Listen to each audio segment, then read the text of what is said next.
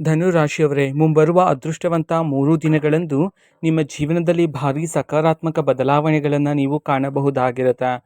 P ಎಂಬುವ ಅಕ್ಷರದಿಂದ ನಿಮ್ಮ ಜೀವನದಲ್ಲಿ ಭಾರಿ ಸಕಾರಾತ್ಮಕ ಬದಲಾವಣೆಗಳನ್ನು ಕಾಣಬಹುದಾಗಿ ಅದೇ ರೀತಿ ಈ ಸಮಯದಲ್ಲಿ ನಿಮ್ಮ ಜೀವನಕ್ಕೆ ಒಬ್ಬ ವ್ಯಕ್ತಿಯ ಆಗಮನ ಆಗತ್ತೆ.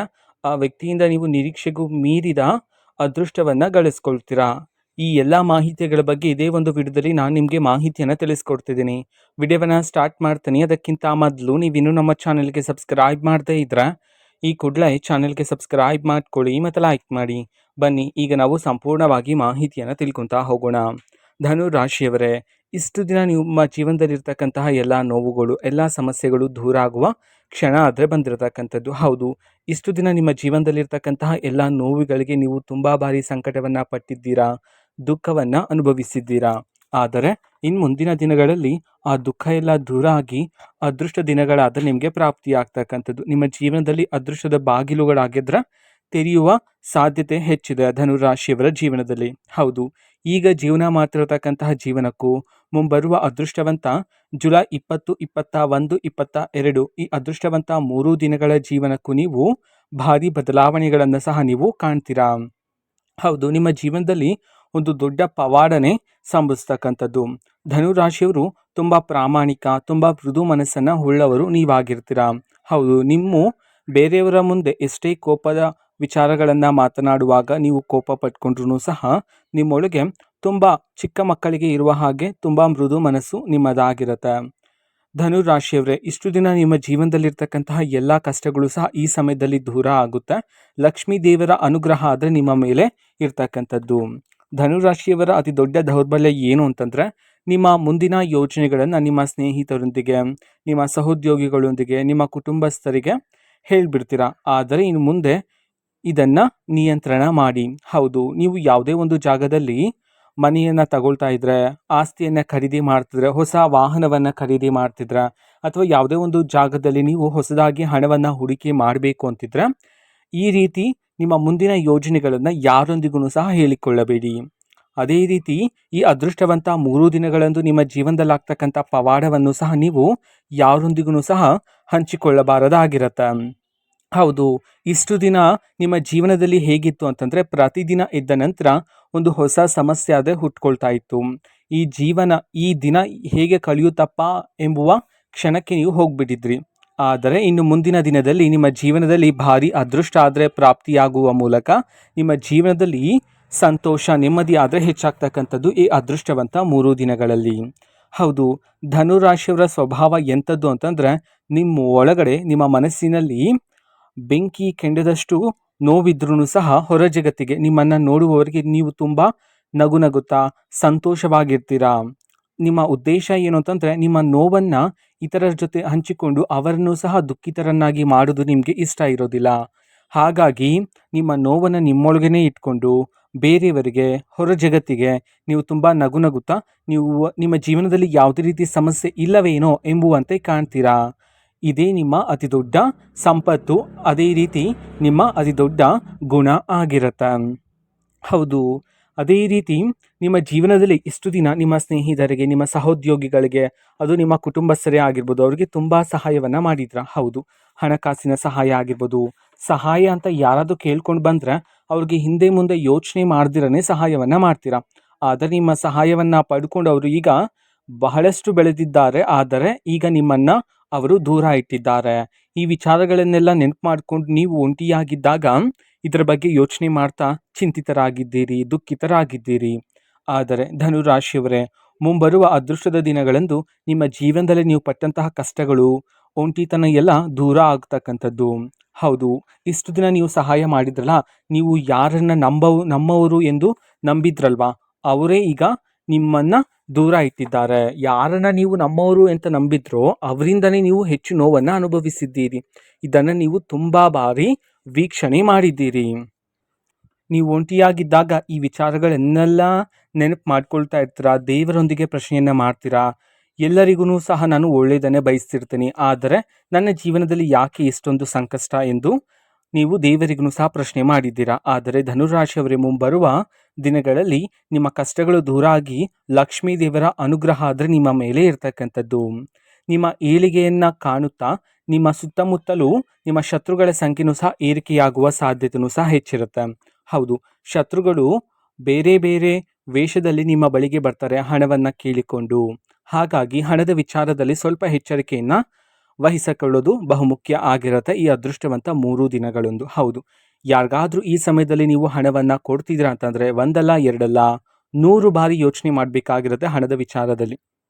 ಹೌದು, ಅನಗತ್ಯ ಖರ್ಚುಗಳನ್ನು ಮಾಡೋದು ಉತ್ತಮ ಆಗಿರೋದಿಲ್ಲ. ಹಾಗಾಗಿ ನಿಮಗೆ ಧನಲಾಭ ಪ್ರಾಪ್ತಿಯಾಗುವ ಮೂಲಕ ಅನಗತ್ಯ ಖರ್ಚುಗಳನ್ನು ನಿಲ್ಲಿಸಿ ನಿಮ್ಮ ಭವಿಷ್ಯಕ್ಕಾಗಿ ಹಣವನ್ನು ಹೂಡಿಕೆ ಮಾಡ್ತಕ್ಕಂಥದ್ದು ಇಲ್ಲಿ ಬಹುಮುಖ್ಯ ಆಗಿರುತ್ತೆ. ಹಣದ ವಿಚಾರದಲ್ಲಿ ನಿಮ್ಮ ಶತ್ರುಗಳೇ ಸಹ ಸಹಾಯವನ್ನು ಕೇಳಿಕೊಂಡು ಬರುವ ಸಾಧ್ಯತೆ ಹೆಚ್ಚಿರುತ್ತೆ. ಹಾಗಾಗಿ ಶತ್ರುಗಳು ಸಹಾಯಕ್ಕೆ ಬಂದಾಗ, ಹಣಕಾಸಿನ ಸಹಾಯವನ್ನು ಕೇಳಿದಾಗ, ಹಣಕಾಸಿನ ವಿಚಾರದಲ್ಲಿ ಹೇಳಿದ್ನಲ್ಲ 100 ಬಾರಿ ಯೋಚನೆ ಮಾಡಿ ಮತ್ತು ಅವರ ಸ್ವಾರ್ಥತೆಯನ್ನು ನೀವು ಸಹ ಸೂಕ್ಷ್ಮವಾಗಿ ಗಮನಿಸಬೇಕಾಗಿರುತ್ತೆ. ಅವ್ರಿಗೆ ನಿಜವಾಗ್ಲೂ ಸಹ ಅವಶ್ಯಕತೆ ಇದೆಯೋ ಇಲ್ವೋ ಎಂಬುದನ್ನು ನೀವು ಸರಿಯಾಗಿ ಅರ್ಥ ಮಾಡಿಕೊಳ್ಳೋದು ಇಲ್ಲಿ ಬಹುಮುಖ್ಯ ಆಗಿರುತ್ತೆ. ಹೌದು, ಇಷ್ಟು ದಿನ ನಿಮ್ಮ ಜೀವನದಲ್ಲಿ ಬಂದಂತಹ ಎಲ್ಲ ಸವಾಲುಗಳನ್ನು ಸಹ ಎದುರಿಸಿದ್ದೀರಿ. ಅದೇ ರೀತಿ ನಿಮ್ಮ ಆತ್ಮನು ಸಹ ಇದೀಗ ಶುದ್ಧಿಯಾಗಿರ್ತಕ್ಕಂಥದ್ದು. ಮುಂಬರುವ ಈ ಅದೃಷ್ಟವಂತ 3 ದಿನಗಳಂದು ನಿಮ್ಮ ಜೀವನದಲ್ಲಿ ಭಾರಿ ಸಕಾರಾತ್ಮಕ ಬದಲಾವಣೆಗಳನ್ನು ನೀವು ಕಾಣ್ತೀರಾ. ಅದೇ ರೀತಿ ದೇವಾಲಯಕ್ಕೆ ಹೋಗುವ ಸಾಧ್ಯತೆಯೂ ಸಹ ಹೆಚ್ಚಿರುತ್ತೆ. ಈ ಸಮಯದಲ್ಲಿ ಸಕಾರಾತ್ಮಕತೆಯೆಲ್ಲ ಹೆಚ್ಚಾಗ್ತಕ್ಕಂಥದ್ದು ನಿಮ್ಮ ಜೀವನದಲ್ಲಿ ಮತ್ತು ನಿಮ್ಮ ಮನೆಯಲ್ಲಿರ್ತಕ್ಕಂತಹ ಎಲ್ಲ ನಕಾರಾತ್ಮಕ ಶಕ್ತಿಗಳು ಸಹ ಈ ಸಮಯದಲ್ಲಿ ದೂರ ಆಗುವ ಸಾಧ್ಯತೆಯೂ ಸಹ ಹೆಚ್ಚಿರುತ್ತೆ. ಒಂದು ಘಟನೆ ನಡೆಯುತ್ತೆ, ಅದು ಏನು ಅಂತಂದರೆ ನಿಮ್ಮ ಶತ್ರುಗಳ ಮುಖವಾಡ ಆದರೆ ಬಯಲಾಗ್ತಕ್ಕಂಥದ್ದು. ಹೌದು, ಇಷ್ಟು ದಿನ ನಿಮ್ಮೊಟ್ಟಿಗೆನೇ ಇದ್ಕೊಂಡು ನಿಮ್ಮ ತಟ್ಟೆಯಲ್ಲೇ ಊಟ ಮಾಡಿಕೊಂಡು ನಿಮ್ಮ ಜೊತೆನೇ ಸಹೋದ್ಯೋಗಿಗಳಾಗಿ ಕೆಲಸ ಮಾಡ್ತಾ ಇರ್ತಕ್ಕಂಥವರ ಮುಖವಾಡ ಆದರೆ ಇದೀಗ ಬಯಲಾಗ್ತಕ್ಕಂಥದ್ದು. ಹೌದು, ನಿಮ್ಮ ಮುಂದೆ ಚೆನ್ನಾಗೇ ಮಾತಾಡ್ತಾ ಇರ್ತಾರೆ, ನಿಮ್ಮೊಟ್ಟಿಗೆ ಚೆನ್ನಾಗೇ ಇರ್ತಾರೆ, ನಿಮ್ಮ ಕುಟುಂಬದ ಜೊತೆನೂ ಸಹ ಚೆನ್ನಾಗೇ ಇರ್ತಾರೆ. ಆದರೆ ನೀವು ಹೋದ ನಂತರ ನಿಮ್ಮ ಮೇಲೆ ಅಪವಾದಗಳನ್ನು ಹಾಕ್ತಕ್ಕಂಥದ್ದು, ನಿಮ್ಮನ್ನು ಅವಮಾನ ಮಾಡ್ತಕ್ಕಂಥದ್ದು, ನಿಮ್ಮ ಸೋಲಿಗಾಗಿ ಕಾಯ್ತಾ ಇರ್ತಕ್ಕಂಥ ಶತ್ರುಗಳ ಮುಖವಾಡ ಆದರೆ ಬಯಲಾಗ್ತಕ್ಕಂಥದ್ದು. ಇದನ್ನು ವೀಕ್ಷಣೆ ಮಾಡಿ ನೀವು ಸಹ ಆಶ್ಚರ್ಯಚಕಿತರಾಗ್ತೀರಾ. ಹೌದು, ಈ ಸಮಯದಲ್ಲಿ ದೇವರ ಆಶೀರ್ವಾದ ನಿಮ್ಮೊಟ್ಟಿಗೆ ಇದ್ದು ಈ ಅದೃಷ್ಟ ಸಮಯ ನಿಮಗೆ ಶುರುವಾಗ್ತಿದೆ ಅಂತ ಹೇಳಿ ನಿಮಗೆ ಯಾವಾಗ ಗೊತ್ತಾಗುತ್ತೆ ಅಂತಂದರೆ ನಿಮಗೆ ದೈವಿಕ ಕನಸುಗಳಾದರೆ ಬರ್ತಕ್ಕಂಥದ್ದು. ಹೌದು, ಕನಸಿನಲ್ಲಿ ನೀವು ದೇವರ ದೀಪವನ್ನು ಹಚ್ಚತಕ್ಕಂಥದ್ದು, ದೇವರ ಮೂರ್ತಿಯಾದರೆ ಕಾಣ್ತಕ್ಕಂಥದ್ದು, ಈ ರೀತಿ ದೇವರ ಕನಸುಗಳಾದರೆ ಬರ್ತಕ್ಕಂಥದ್ದು, ಇದ್ದಕ್ಕಿದ್ದಂತೆ ದೇವರ ಹಾಡುಗಳು ಕೇಳ್ತಕ್ಕಂಥದ್ದು, ದೇವಾಲಯದ ಗಂಟೆಯ ಶಬ್ದ ಕೇಳ್ತಕ್ಕಂಥದ್ದು, ಈ ರೀತಿ ಸೂಚನೆಗಳು ನಿಮ್ಮ ಜೀವನದಲ್ಲಿ ಕಂಡರೆ ನಿಮ್ಮ ಅದೃಷ್ಟ ಶುರುವಾಗಿದೆ ಅಂತ ಹೇಳಿ ಅರ್ಥ.